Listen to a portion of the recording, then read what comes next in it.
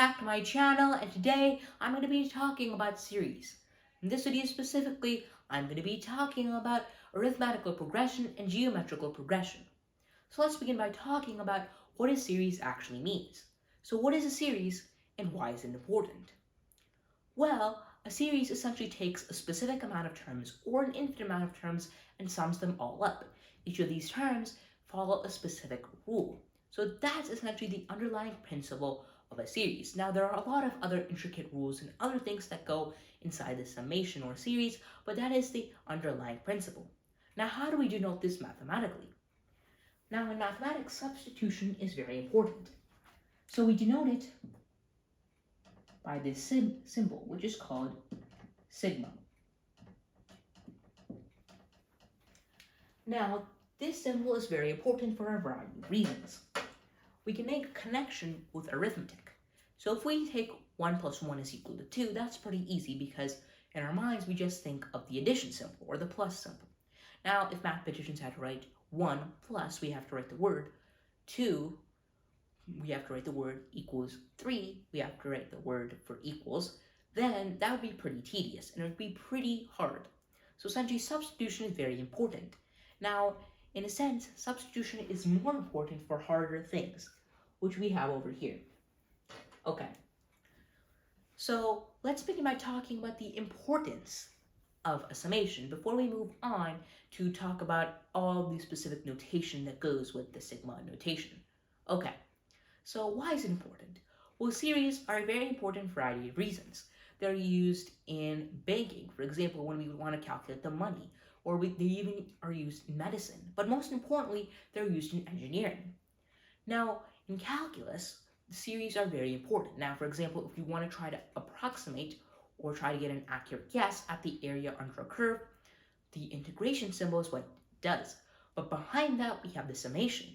Moreover, if we take the Taylor series in differentiation, we can even write that as a summation. And Taylor series are trying to approximate a function itself. And Taylor series are used pretty much in all fields of the engineering. So Taylor series are important. That must mean summations are important too. So they're used in a variety of fields, and that's what makes summations very important. Notice that if there are an infinite amount of terms in a summation, we call that an infinite series. Okay, so let's move on to the notation in the sigma notation itself. So if this is the sigma notation, over here we'll denote this n, and we'll have the index, which we'll call I equals 1. So we start at 1, and we have, by the way, we have the specific type of rule in here. So we start by 1, so we start by plugging in 1, and we do this until we reach this number, which we denoted by n. So we plug in 1, then we plug in 2, then we plug in 3, then we plug in 4, all the way till we get to n. And once we get to n, we plug in n, and that's all. So this is essentially what a summation actually is. Now, if we substitute n is equal to infinity, you would have I equals 1, infinity, and then let's just say we have a rule over here, then obviously this would be an infinite series. So that's essentially how the notation works with this. And it's important to realize that for this sigma notation, that I and n aren't the only variables you could use. You could use tons of other variables. We could even use x, so we could use tons of other variables. So this is just some of the common notations that people use. We could use other notations too. Okay. So let's actually begin to talk about arithmetical progression and geometrical progression. Now, arithmetical progression and geometrical progression are essential topics in series itself. When we move on to actual series, when we deal with calculus, we want to try to find the convergence or divergence of a series. Now, the convergence and divergence of a series are very important. And once we move on for the next video to talk about more about these tests, we have tests that involve limits, which fall into calculus, differentiation, and tons of other tests that can essentially be used. Now, for example, limits are used a lot in these tests. So when we talk about more about summations, and if we're trying to test if that summation goes to converge or diverge, we have specific tests that use more calculus and more advanced mathing. But arithmetical progression and geometrical progression are some of the most important topics. Okay, So let's take an example series for arithmetical progression. So we have 9 plus 14 plus 19 plus 24 plus 29, etc.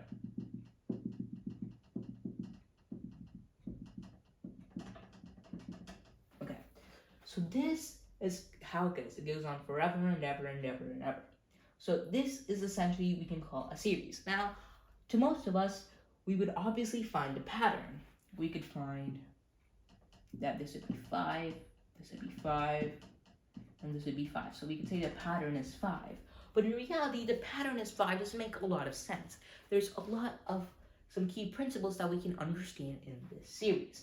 So let's write the first 5 terms of the series, which are 9, 14, 19, 24, and 29. So let's say we want to find the common difference. Now the common difference is very important because in all these other formulas, we use the common difference. Now, what is going to be our common difference? Well, our common difference is just going to be any two consecutive terms subtracted with the bigger term, or like the term coming after. So, for example, let's say we have 24 and 19. The term coming after it, which is 24, we do this. 24 minus 19, and we got 5. And this works for any two consecutive terms. We take the term that comes more farther into the series, and then we put that more farther term in the series, we get the minus sign, and then we put the closer to the origin of the series. We'll call this the origin, one closer to the origin of the series, which is 19. Then we write that number, and then we calculate the common difference. So 5 is the common difference.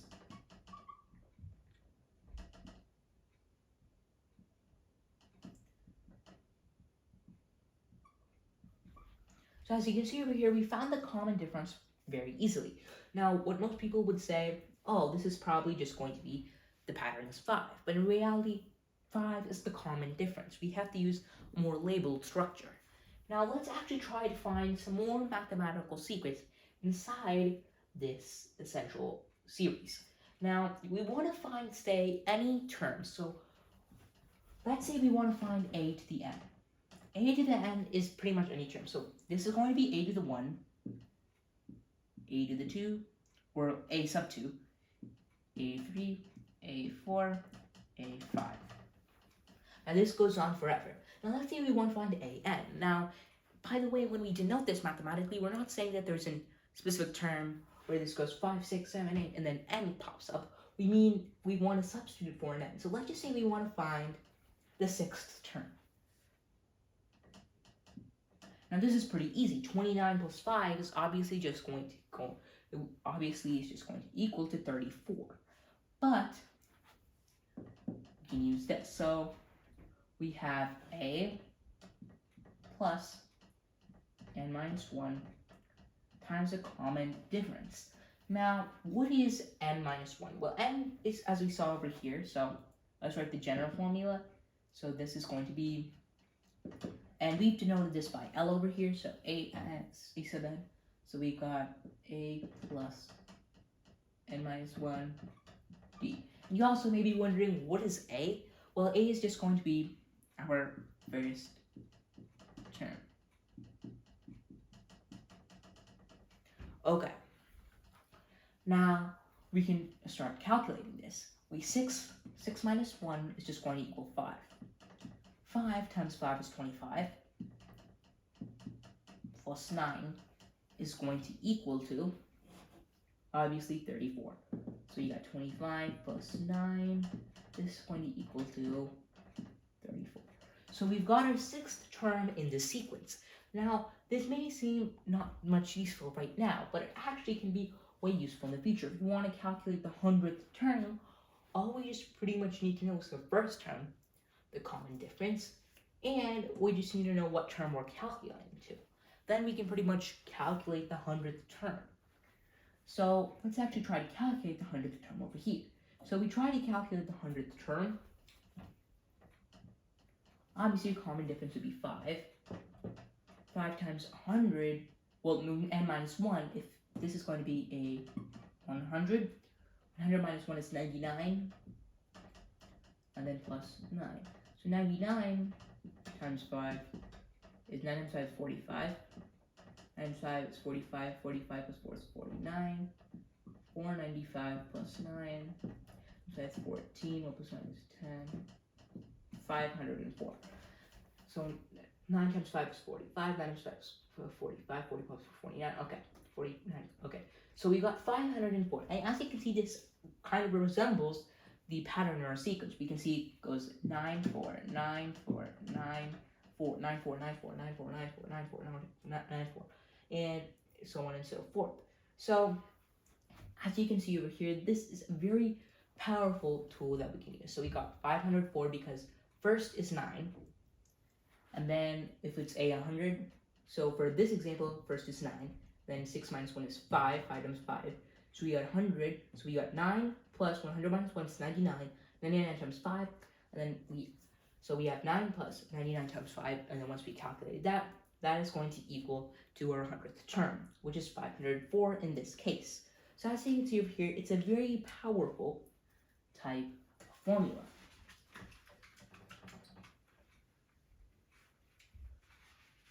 Now, let's talk about what if we want to find the sum of a specific type of a specific thing to a specific thing. So what I mean by this is we just calculated what the 100th term would be like. It would be 504. And 504, which is just going to be our 100th term, doesn't mean that we added all the way up to 100. It means that value at the 100th term is 504. If we added up all the things prior to 504, we would get a huge number. So as you can see over here, if we want to calculate, let's say, these three, so we want to calculate 9 plus 14 plus 19, then obviously we could use another formula for this. Now we can calculate it manually, which is pretty easy. 14 plus 9, 9 plus 4 is 13, 1 plus 1 is 2, so we got 23. 23 plus 19, 9 plus 3 is 12, 2 plus 1 is 3 plus 1 is 4, 42. So 42 will be your answer. But what if we want to calculate this using a specific type of formula? So let's say we want to find 5. So we'll do 5 after we do 3. So let's first calculate 3. So we have this formula over here. S equals to A plus L times N over 2. Now L is the last term, which will be 19, and A is the first term. And N is going to be how much terms we're just calculating it to. So as you can see, this is A1, A2, A3. So this will just be 3 because we're calculating it up to 3 terms. So 3 halves, so we're going to multiply it by 3 halves. And we're going to add A plus L. Notice that L is going to be the last term, which is going to be the third term over here. Now we can even just use this to calculate, which is 9 plus 3 minus 1 is 2, 2 times 5 is 10, we got 19. So if we were calculating to 3 terms, we first know the first term, then we want to do the last term. If we don't know the last term, we can say since we have up to 3 terms, we're calculating up to 3 terms, or N is going to equal 3. We know the beginning term, which is going to be 9. We already know what is going to come after that, but if we want to know the third term, we can just plug in 3, 9, and 5, and then we're going to get 19. So let's actually now do this. So we got A plus L, 9 plus 19, well that's just going to equal 28. So 28 times 3 halves must equal this over here. Now, as you can see, 28 times 3 halves, well 28 times 3, 8 times 3 is 24. 2 times 3 is 6 plus 2 is 8 times 3 is 24, 2 times 3 is 6, plus 2 is 8. So we've got 84. Now 84 divided by 2. We got 2 times 4 is 8. 3 times 2 is 4, and we've got 42. So as you can see, 42 is going to be our original answer. So as you can see, this formula does indeed work. Now let's test it for 5 terms. So let's first not even calculate this manually and just follow the formula, and then calculate it manually to check. So 9 plus 14 plus 19 plus 24 plus 29. So the first one is 9. We're calculating up to 5. Let's just check back in. 5 and 7 is 25. 25 plus 9 is 5 minus 1 is 4. 4 minus 5 is 20. 20 plus 9 is 29. So, okay. So 9 plus 29 times n. So how much terms are we calculating up to? Which is 5.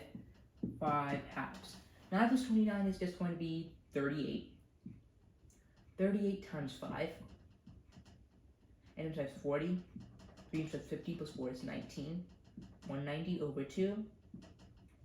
Well, that's just going to be 2 times 9 is 18.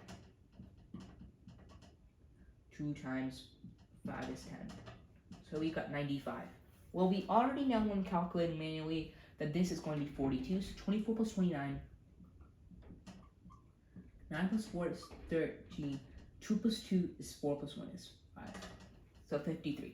Now, so we got 53 and for the last 2 terms. And for the first 3 terms, we already know that's 42. So 53 plus 42 will equal 95, which is the same. So this formula does indeed work, and it's actually very powerful. So these formulas are very powerful. Okay. Now let's continue.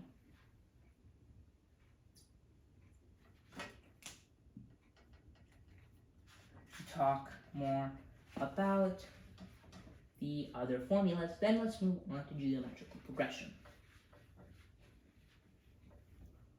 Okay. So we have one last formula, which is the mean. A plus b over 2. Now, what is the mean calculate and why is it important? Now, to understand this, we must talk about more notation. As I said, a sub 6 is the 6th term. A sub 29 is the 29th term. A sub 3634 is the 3634th term. So the first term is going to be obviously 9. So working with this, let's just say we want to find the third term, or let's say we want to find 4 plus. Okay, so let's say we want to find the 5th term. How would we do this? Well, we obviously know that the 5th term is just going to be 29, but let's just write this in case we didn't know. So 9 plus 14 plus 19 plus 24 plus 29.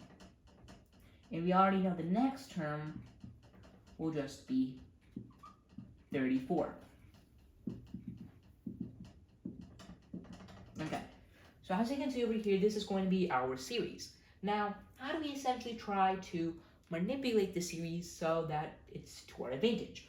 Well, what I mean over here is how do we essentially try to find the 5th term, which is 29, but pardon because we don't know, only knowing the 4th term and 6th term. Well, we can do this. How? By using the arithmetic mean.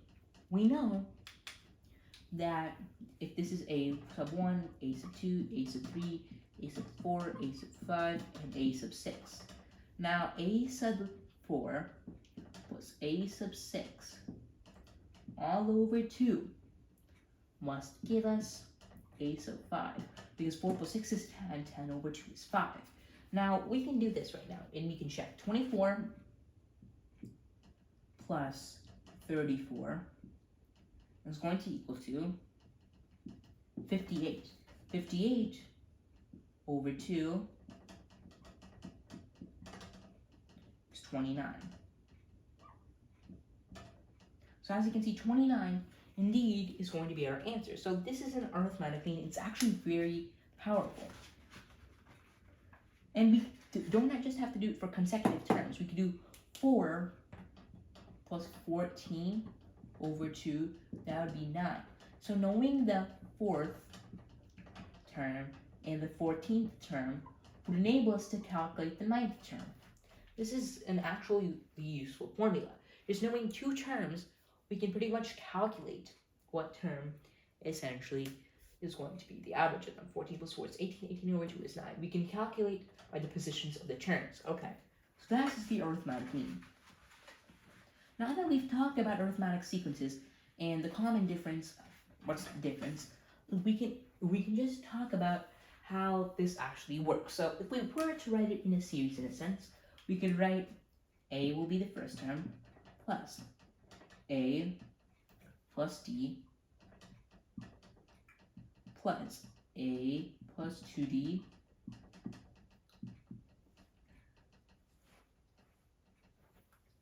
so plus A plus 3D and so on and so forth. So this is how it actually works. And as you can see, we can even check. So if A is equal to 9, because that's our first term, 9 plus 9 plus 5 is 14. 9 plus 2 times 5 is 10, which is 19. 3 times 5 is 15. 15 plus 9 is 24. So this is how we would write it as like an infinite kind of sequence. And this works for any arithmetic sequence. So this is the general kind of essential infinite formula for the arithmetic progression or arithmetic series. Okay. Now let's move on to geometrical progression. So like we had a common difference, which was 5 in our example that we used, there is a geometrical progression, or I mean a common ratio, in a geometrical progression. And we can actually calculate this. So let's say we had this series. So 4, 16, 64, 256, etc. Let's write the general formula or general mapping of this. Of any geometric progression, it would just be A plus AR to the first power, plus AR to the second power, plus AR to the third power, etc. So this is how it works. But let's actually find a common ratio. How do we find the common ratio with only knowing these two terms, or 2 terms in this sequence, or in this series specifically? So how do we find that? Well, we can actually find that in a pretty easy way. What we first do is we first try to find 2 terms, let's say 4 and 16, and we divide by the term that goes more farther to the origin and the term that is more near to the origin. So the farther to the origin comes first, and the one closer to the origin comes next. So 16 over 4 is 4. So as you can see, 4 is going to be our common ratio. We can even do it with 256 and 64. 256 over 65 is going to equal 4. This is going to be our common ratio, and this is going to be very important. So, okay, now let's talk about how, if we want to find any term, or a to the n, which is equal to L, for the geometrical progression. We have a specific formula for this. We have A, which is going to be our first term. Then we have R raised to the n minus 1. Now, n minus 1 is just going to represent our position, and R is going to represent our common ratio. We can do this over here. So let's say we want to calculate 4 plus 16 plus 64 plus 256. Say we want to calculate the 5th term. How do we calculate this? Well, we can state that we have a sub 5 is equal to 4 times 4 raised to the power of 5 minus 1. Well, what's 5 minus 1? 5 minus 1 is just going to be 4. So we have 4 times 4 raised to the power of 4. Now what is 4 times 4 times 4 times 4? Well, this is just 16 times 16 which is 256. And 256 times 4 is just going to be 4 times 4 is 2022, 8 is 10. So 1024. And this is just pretty simple. We didn't have to go through this formula. We could just know the common ratio 16 times 4 is 64, 64 times 4 is 256. So 256 times, obviously, 256 times 4 will just going to equal the next number, which is 1024 over here. Okay, so as you can see over here, it's pretty simple in a sense because we have 6 times 4 is 24, 5 times 4 is 20, 20 plus 2 is. So 6 times 4 is 24, 5 times 4 is 20, 20 plus 2 is 6 times 4 is 24, 5 times 4 is 20, 20 plus 2 is 2, 20 plus 2 is 22, 2 times 4 is 8 plus 2 is 10. Okay, so we have 1024. So as you can see over here, it's pretty simple. We didn't really have to use the formula. We know that the common ratio just multiplies 4 to the previous term, and that's how the formula for any specific term gives us. Like for the arithmetic progression, that's for the geometric progression. Now, how do we want to find the sum of a specific amount of terms? So what I mean is, we have 4 plus 16 plus 64 plus 256. Let's say we wanted to find what is 4 plus 16 plus 64. Well, how do we do this? We have two formulas which we could use. We have s is equal to a r raised to the power of n minus 1 all over, well, we'll write this aside, and r minus 1. Or we can use a, which is going to be 1 minus r raised to the power of n all over 1 minus r. So we can use these two formulas to find the sum up to a specific term. Now let's say we want to find the sum to the third term. Let's calculate manually. 16 plus 4 is 20. 64 plus 20 is 84. So as you can see, 84 will be our answer. Let's calculate this. So a is going to be our first term, so which is 4. 4 times r. R is going to be our common ratio, which is 4. 4 raised to the power of n, which is essentially the term we're trying to calculate. And so we have the third term, so 3. 4 raised to the power of 3 minus 1 all over 4 minus 1. Well, 4 cubed is just 64. 64 minus 1 all over 4 minus 1 is 3. This will just be 64 minus 1 is 63. 63 over 3. Now 63 over 3 is going to be 21. 21 times 4 is 84. So as you can see over here, we just got this pretty simply. Now we're not going to do another example, but we're going to look at the new mean. But before that, let's just try the other way. 1 minus 64 is minus 63. 1 minus 3 is going to be, obviously, or 1 minus 4 is going to be minus 3. These cancel, so we got 21. 21 times 4 is going to be 84. So both these formulas work. Now, let's talk more about the mean for the geometric series. Now, we have the mean is going to be the square root of a times b. Okay. So we can pretty much work this out. So let's just say we have 4 plus 16 plus 64. Now, as you can see over here, we can take these two terms and if we can multiply them. 64 times 4, that's obviously just going to be 256. The square root of 256, that's equal to 16, which is actually pretty powerful. So we can even do it for more things too. So let's say we have, well, if we continue on for 256 and 1024, there's going to be a lot of big numbers, but this still works. So as you can see, this formula works. We can find the middle number over here, which is 16. So as you can see, the means help us find the middle number, something in relation to the series. to this progression. In the arithmetical progression, we have this, which is technically the average, and for the geometrical progression, we have the square root of a times b. But before we end this video, let's talk about the convergence and divergence of geometrical series. So what is convergence and divergence? Well, for a series to converge, it means that it ends up on a single number. For example, if we take an infinite series, most infinite series, well, not most because there's an infinite series, but if we take some infinite series, they converge to a specific number. Or more specifically, they end up, or they all add up to a specific number. They approach to a specific number. Diverge means they approach to minus infinity, infinity, or so on and so forth. They just go nowhere. So here's the formulas for convergence and divergence of a geometrical series. We're not going to be talking about this much right now in this video, but here's the specific type of formulas. We talked about R. R is the common ratio. If the common ratio is less than 1, this converges. If the common ratio is equal to 1, it diverges.